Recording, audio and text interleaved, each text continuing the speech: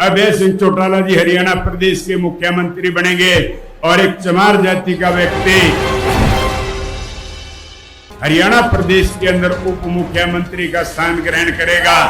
कमाने वालों का, हरिजन का, कृषि खेती करने वाले का और मेहनत करने वाले लोगों का एक ऐसा गठबंधन बनाया है जो सबके ऊपर भारी पड़ रहा है।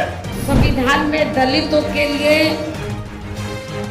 तो हरिजन लफ्ज का इस्तेमाल नहीं किया गया है, बल्कि अनुसूचित जाति व जनजाति लफ्ज का इस्तेमाल किया गया।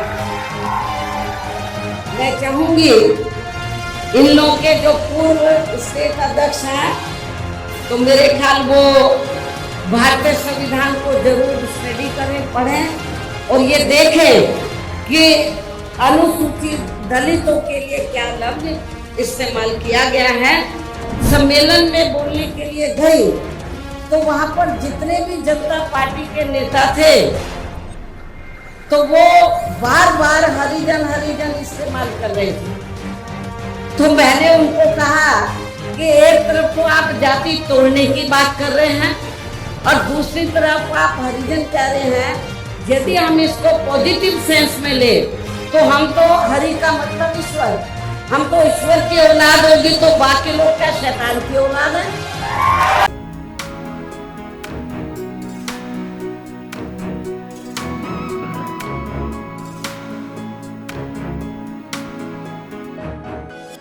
और आज भी बहन जी पूरे हरियाणा प्रदेश के अंदर घूम घूम करके जनता को संबोधित कर रही है।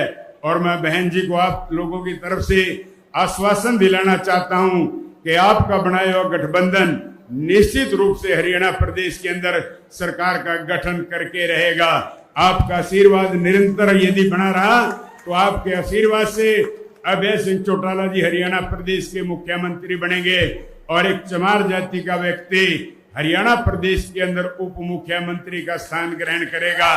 तो दोस्तों, मेरी आप सबसे यही प्रार्थना है कि बहन जी के बनाए इस गठबंधन को तेज गति से चलाने का काम करें। 36 बरादरी के लोग इस गठबंधन के साथ दोस्त जुड़ते जा रहे हैं और मैं फिर से बहन जी का यहाँ पहुंचने पे स्वागत करता हूँ, आभार व्यक्त करता हूँ कि आप लोगों ने एक कमेरे वर्ग का और एक कमेरे वर्ग के कमाने वालों का, हरिजन का और कृषि खेती करने वाले का और मेहनत करने वाले लोगों का एक ऐसा गठबंधन बनाया है जो सबके ऊपर भारी पड़ रहा है और वह निश्चित रूप से हरियाणा प्रदेश के अंदर विजय की पताका फहराने का काम करेगा। और मैं इधर SC ST क्यों बोल रही हूँ? शेड्यूल कास्ट और शेड्यूल ट्राइब्स, क्योंकि संविधान में जो दलित वर्ग के लोग हैं, तो संविधान में दलितों के लिए तो हरिजन लफ्ज का इस्तेमाल नहीं किया गया है, बल्कि अनुसूचित जाति व जनजाति लफ्ज का इस्तेमाल किया गया। मैं चाहूंगी इन लोगों के जो पूर्व स्टेट अध्यक्ष हैं, तो मेरे ख्याल वो भारतीय संविधान को जरूर स्टडी करें, पढ़ें और ये देखें कि अनुसूचित दलितों के लिए क्या लफ्ज इस्तेमाल किया गया है। तो मुझे क्या लगता है, ये बाबा साहब के बारे में इनको जानकारी है, लेकिन ये भी जानकारी लेनी चाहिए कि SC ST के लिए क्या लफ्ज इस्तेमाल किया गया है।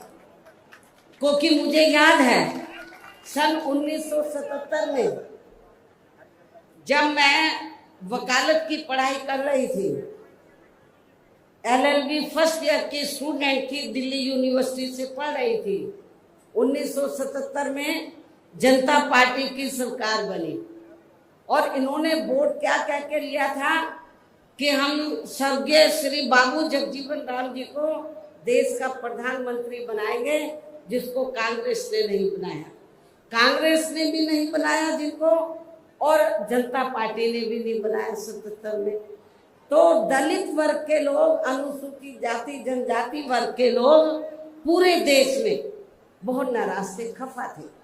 तो उस समय उन्होंने दिल्ली में एक 3 दिन का जाति तोड़ो सम्मेलन रखा और उसमें ऑल इंडिया की तरफ से तो यूथ की तरफ से, नौजवानों की तरफ से मुझे उन्होंने इनवाइट किया बोलने के लिए।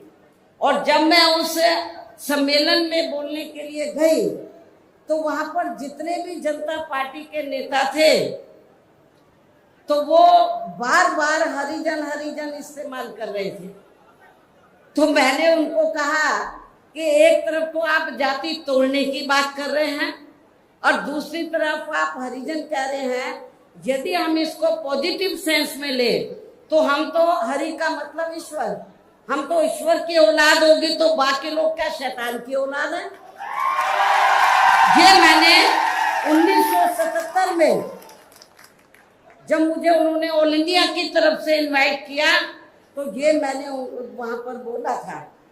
तो उधर ही जो जनता पार्टी के जो नेतागण लोग थे उन्होंने माफी मांगी और कहा कि मैंने बोला कि आपको आज सरकार संविधान से चलती है और संविधान के हिसाब से आप लोगों को जो वीकर सेक्शन के लोग हैं तो उनको अनुसूचित जाति, जनजाति और अन्य पिछड़ा वर्ग बोलना चाहिए, तो ये ज्यादा बेहतर होगा।